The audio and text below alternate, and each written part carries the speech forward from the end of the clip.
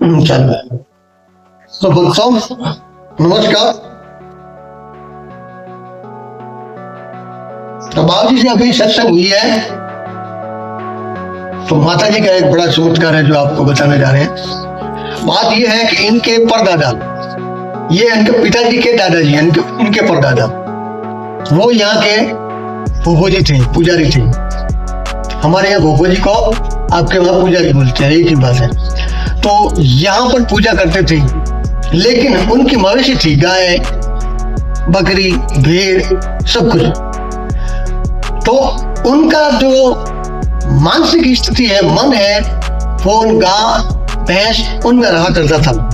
और यहाँ पर जातरों की लगती थी बड़ी भीड़, तो वो कभी कभार महीने में 3 दिन आते थे।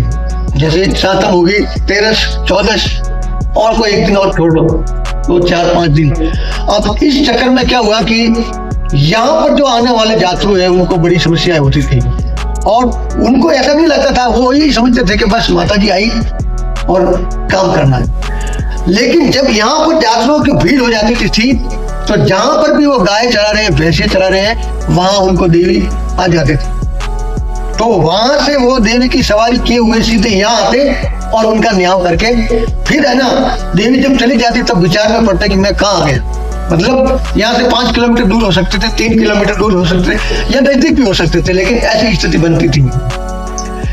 तो आपने एक बात अभी बताई कि एक बार वो यहाँ पर देवी के इसी जगह पर, यही जगह न्याय कर रहे थे, देवी की सवारी आई हुई थी और गांव के बहुत सारे लोग आए, सबका न्याय किया और फिर यहाँ से निकल रहे थे घर की तरफ, क्योंकि उनके मन में ये था कि मेरी गाय भैंस बकरी, उनको कौन धोएगा, कौन पानी पिलाएगा, कौन क्या करेगा।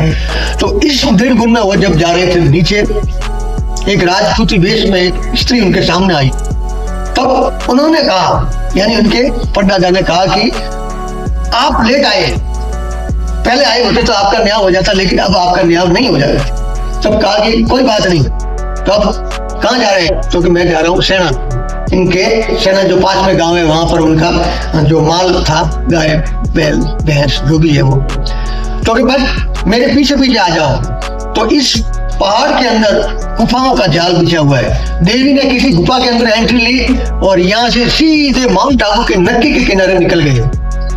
अब इनके जो परदादा है वहां विचारों में खोए, क्योंकि रायका लोग, उनको सब पता है कि कौन सा मगरा कैसा है। पांव देते ही एक फोटो बता दे, पता लगा देते हैं कि ये उस मगरे की पीछे वाली साइड है कि आगे वाली साइड है कि उधर की वाली। लेकिन ये जो माउंट आबू का जो मगरा था, जो देखते ही वो विचारों में पड़ गए कि अपन आ कहाँ गए। फिर शाम का टाइम हो गया, थोड़ा अंधेरा हो गया, तब उनको पता चला कि सामने एक जोत जल रही है जहाँ पर तपस्वी ताप रहे थे। तो वो उनकी कुटिया में गए और बाबूजी को नमस्कार किया और बैठा। बाबूजी ने पूछा कि कौन हो? तो कि भाई मैं रायका हूँ, ऐसी ऐसी एक औरत आई, मुझे सेना ले जाने के लिए एक गुफा के अंदर प्रवेश करवाया और मैं सीधा आया। तो बाबूजी ने कहा कि ये माउंट आबू है, आबू जी आगे आप। तो उन्होंने सोचा कि यार आबू जी कैसे आगे, जाना तो सेना था। फिर बाबूजी ने कहा कि रात भर रुको, यहाँ जंगली जानवरों का बड़ा खतरा है, तुम नहीं जा सकते। तो फिर वो सोए, लेकिन दिमाग उनका उनके घर पे ही रहा कि मेरी गाय भैंस उनके कौन करेगा, इनको पानी कितना देना है, कितना चारा देना है, क्योंकि जिनकी भविष्य होती है उनको बड़े अच्छे से पता होता है कि किनको क्या सेवा करनी है। अब रात को उनको पूरी रात नींद नहीं आई। सुबह ब्रह्म मुहूर्त में वो उठे और महाराज को जगाया कि महाराज मुझे अभी वो रास्ता बताओ जो मेरे गांव तक जाता है। तो महाराज ने बताया कि ये पगडंडी है, पहले माउंट आबू से जो ये रोड बनी हुई है वैसे नहीं थी, एक पगडंडी थी। तो कि ये पगडंडी है, वहां से चलते जाओ, फिर आगे जाओगे तब आबू रोड आएगा, वहां से गाड़ी में बैठ करके आप नाना बेड़ा ऐसा बोलना, वहां से फिर आपको गाड़ी मिलेगी। तब वो वहां से रवाना हुए और महाराज ने थोड़ा बताया कि इस रास्ते को छोड़ना मत, चलते जाना। तो उस पगडंडी से वो नीचे जा रहे थे, तभी उनको 2 औरतें दिखाई दी, एक विधवा के वेश में थी और एक जवान बालिका के वेश में थी। तो जो विधवा औरत थी उन्होंने बताया कि भाई कौन हो तुम? क्योंकि मैं तो ये माता जी का सेवक हूँ और कल रात मेरे साथ ऐसी घटना हो गई, इसलिए एक औरत ने मुझे यहाँ ला करके पटक दिया और मैं कहाँ जाऊं। तब उन विधवा औरत ने, यानी उनके रूप में जगदम्बा आप ही थे, उन्होंने कहा कि आओ मेरे साथ। तो रात में जिस प्रकार से विश्वास किया था उसी टाइप से दिन को भी विश्वास किया, और 2 सेकंड के अंदर ये जो बाढ़ है उसके आगे वाले भाग में वो बाहर निकले।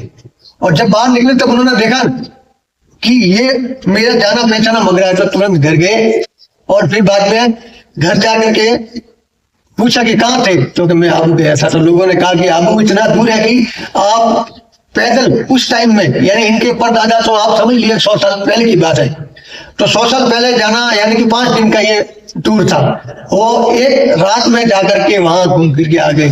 तो ये माता जी का चमत्कार है, तो उन्हीं के ये पर पूछे हैं। तो बड़ी अच्छी बात हुई, लेकिन संतो आज की तारीख में ऐसा नहीं हो रहा है। इसका कारण क्या है? आप और हम गुनहगार, क्योंकि अपन ने सच छोड़ दिया है ना। लोग पैसों के लिए किसी के साथ धोखाधड़ी कर देते हैं, किसी को भी खड्डे में डालने में सोचते नहीं है। आप अपने आप को ऊंचा उठाओगे तो जगदम्बा आपके साथ ही है। तो ये आज मुझे पहचान भी नहीं पाए, 2013 में मिले थे, लेकिन ना तो इन्होंने मेरे को पहचाना ना मैंने इनको पहचाना, लेकिन अब माँ ने सब पहचान दे दी है। तो दोस्तों विश्वास रखिए, जय जगदम्बा।